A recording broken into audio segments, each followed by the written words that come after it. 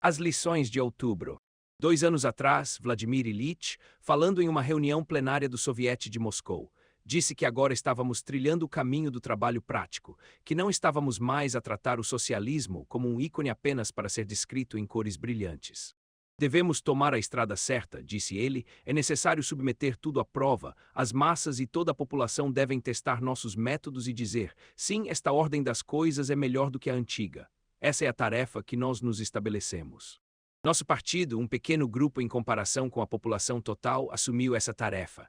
Este pequeno grupo se comprometeu a mudar tudo e de fato mudou tudo. Que esta não é uma utopia, mas uma realidade em que vivemos foi demonstrado. Todos nós já vimos que foi feito. Tivemos que fazê-lo de tal forma que a grande maioria dos proletários e camponeses trabalhando teve que admitir, não é você quem se elogia, mas nós que o louvamos. Dizemos que você alcançou tantos resultados melhores que nenhum ser humano razoável jamais pensaria em retornar à velha ordem.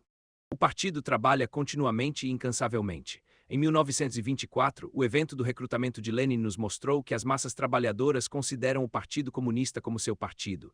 Esse é um ponto importante. Esta é uma conquista real e permanente e por si só não é um pequeno elogio. No país já somos louvados por muitas coisas, embora essas coisas ainda sejam pequenas. Nosso partido dedica muita atenção ao campesinato, e não apenas a todo o campesinato, mas aos estratos mais pobres e médios. O partido está trabalhando para a melhoria do aparelho soviético subordinado, isso ajuda os núcleos da aldeia em seu trabalho e espera conseguir muito. O partido realiza uma grande quantidade de trabalho prático de toda descrição, que compreende um enorme campo de atividades e orienta a locomotiva da história ao longo da estrada apontada por Lenin. O partido se dedicou seriamente à realização de trabalhos práticos. Sob nossas condições, esta é uma tarefa extremamente difícil e por isso o partido é tão hostil a qualquer discussão. Por esta razão, o discurso do camarada Trotsky na última barricada parecia tão estranho para a 13ª Conferência do Partido. E por esta razão, uma grande indignação foi despertada pelos últimos esforços literários do camarada Trotsky. Não sei se o camarada Trotsky cometeu todos os pecados capitais dos quais ele é acusado, os exageros da controvérsia são inevitáveis. O camarada Trotsky não precisa se queixar sobre isso. Ele não veio ao mundo ontem, e ele sabe que um artigo escrito no tom do Lições de Outubro é obrigado a invocar o mesmo tom na controvérsia que se seguiu. Mas esta não é a questão.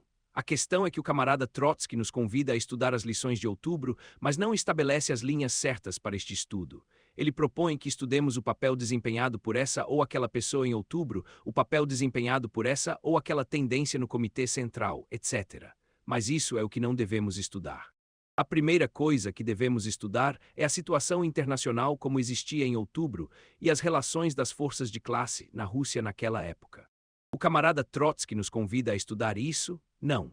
E, no entanto, a vitória teria sido impossível sem uma profunda análise do momento histórico, sem um cálculo das reais relações de forças. A aplicação da dialética revolucionária do marxismo às condições concretas de um determinado momento. A estimativa correta desse momento, não apenas do ponto de vista do país dado, mas a nível internacional, é a característica mais importante do leninismo. A experiência internacional da última década é a melhor confirmação da veracidade desse processo leninista. Isto é o que devemos ensinar aos partidos comunistas de todos os países, e é isso que nossos jovens devem aprender com o estudo de outubro. Mas o camarada Trotsky negligencia esta questão. Quando fala de Bulgária ou Alemanha, ele se ocupa pouco com a estimativa correta do momento. Se considerarmos os acontecimentos através dos óculos do camarada Trotsky, parece extremamente simples orientar os eventos. A análise marxista nunca foi o ponto forte do camarada Trotsky. Esta é a razão pela qual ele subestimou o papel desempenhado pelo campesinato. Muito já foi dito sobre isso. Devemos estudar ainda mais o partido em outubro. Trotsky diz muito sobre o partido, mas para ele o partido é a equipe dos líderes, as cabeças. Mas aqueles que realmente desejam estudar outubro devem estudar o partido como foi em outubro. O partido era um organismo vivo no qual o C.C. Os funcionários não era descolada do partido, no qual os membros das organizações mais baixas do partido estavam em contato diário com os membros do C.C. Os camaradas Sverdlov e Stalin sabiam perfeitamente o que estava acontecendo em todos os bairros de Petrogrado, em cada província e no exército. E Lenin também sabia tudo isso, embora vivia ilegalmente. Ele foi mantido bem informado e recebeu cartas sobre tudo o que ocorreu na vida da organização. E Lenin não sabia apenas como ouvir, ele também sabia muito bem como ler entre as linhas. A vitória foi possível graças precisamente ao fato de haver um contato próximo entre o C e a organização coletiva. Um partido cujo extrato superior tivesse perdido contato com a organização nunca teria sido vitoriosa. Todos os partidos comunistas devem gravar isto em si mesmos e organizar-se de acordo.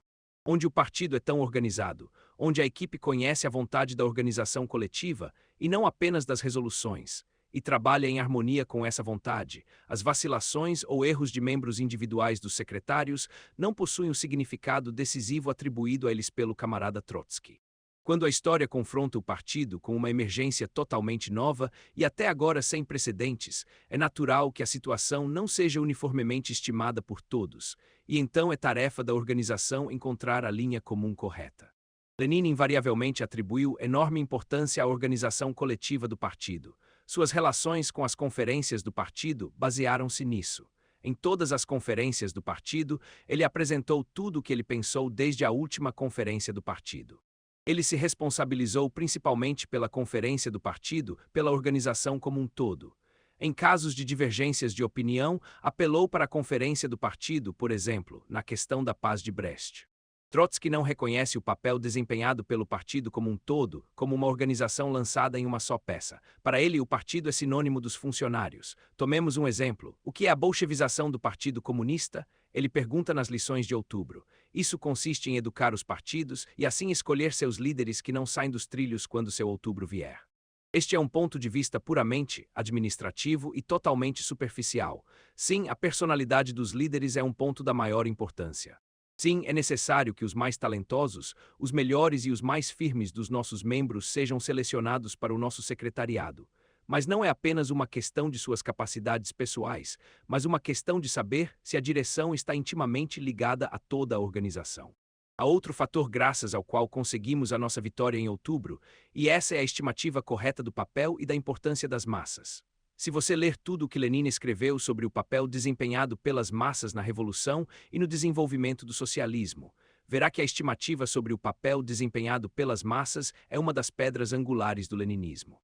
Para Lenin, as massas nunca são um meio, mas o fator decisivo.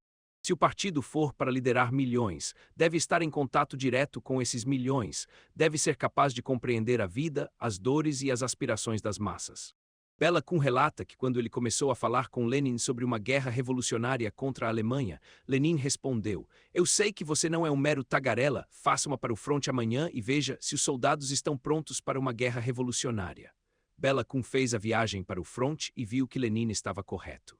Não encontramos nenhum apelo para o estudo deste aspecto da Revolução de Outubro nas lições de outubro.